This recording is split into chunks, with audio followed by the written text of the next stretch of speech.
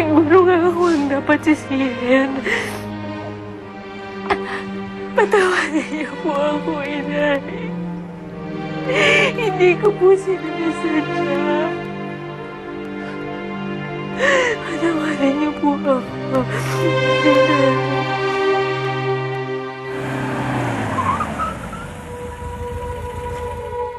Ayop kayo mga Balderrama.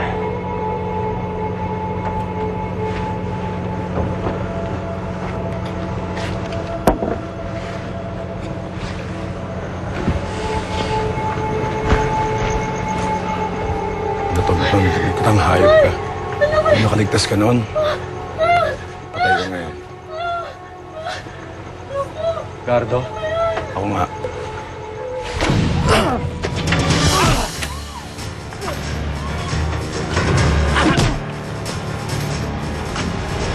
hayop ka.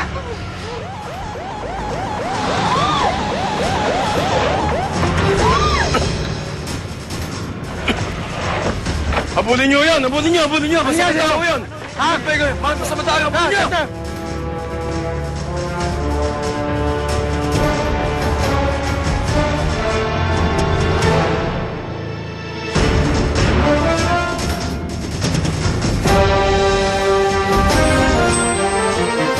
Buntis ka kamo? Papasan. Walang sinabi sa akin si Mateo na umalis si Lisa at si Eric. Kagabi pa po, senyora. Mukhang hindi na ho babalik. Ano bang balak niya si Lisa? Ilayo sa akin ng bata?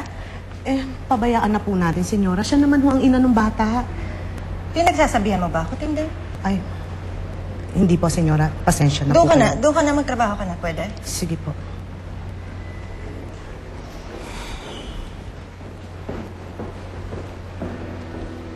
Mabuti naman. Nakauwi ka na.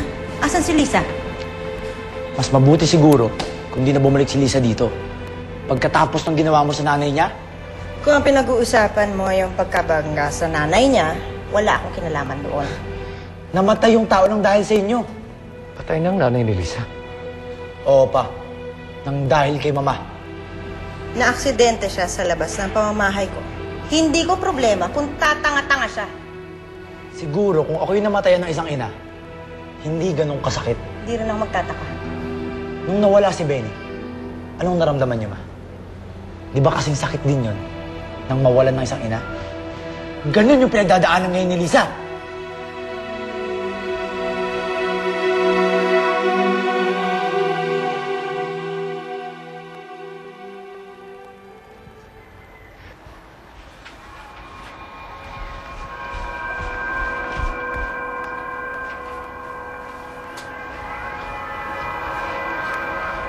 Lisa! Lisa! Tay, halika. Tuloy ho kayo.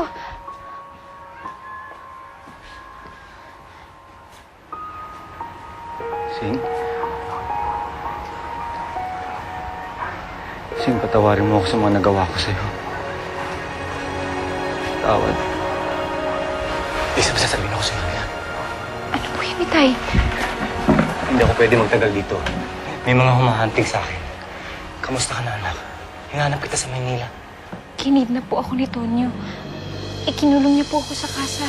Muntik na po may masamang mangyari sa akin. Malamang dahil sa pagkakautang ko sa kanila. Humanda sa akin ng hayop na yan. Tay, wag ho kayong mag-alala. Nakakulong na po si Tonyo. Iniligtas po ako ni Sir Eric. Eric Balderrama. Hayop talaga yung mga Balderrama na yan. Hindi na sila nakontentong pagtangkaan ng buhay ko noon.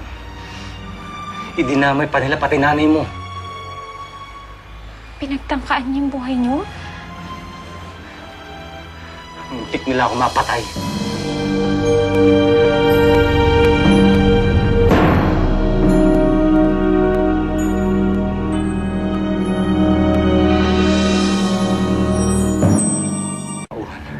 Pagkatapos nung tinorture nila ako, tapos pinapatay. Pero bakit niyo po ginawa yun? Bakit po kayo pumayag? Mahirap ang pera noon.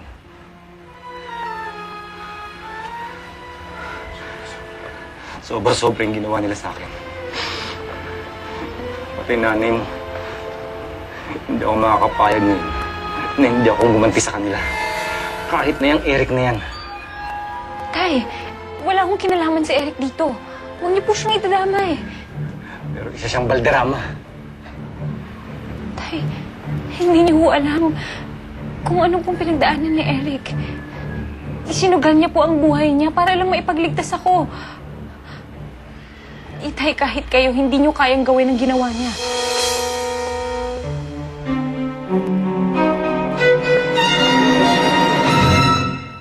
Tungkol saan ba pag-uusapan natin? Tungkol po kay Eric. Kasi tito, kayo lang naman ang pwedeng magkumbinsi sa kanya na ituloy yung pagpapakasal namin. Kilala mo naman yung anak kong yan. Hindi ko kontrolado buhay niyan eh. Di ba po tinago ko yung sikreto niyo tungkol kay Ramon Tulibas? Baka pwede ngayon pagbigyan niyo ako. Lisa, kamusta ka dyan? Okay ka lang ba? Magsisinungaling ako sa'yo kung sasabihin kong oo. Pupuntahan kita dyan.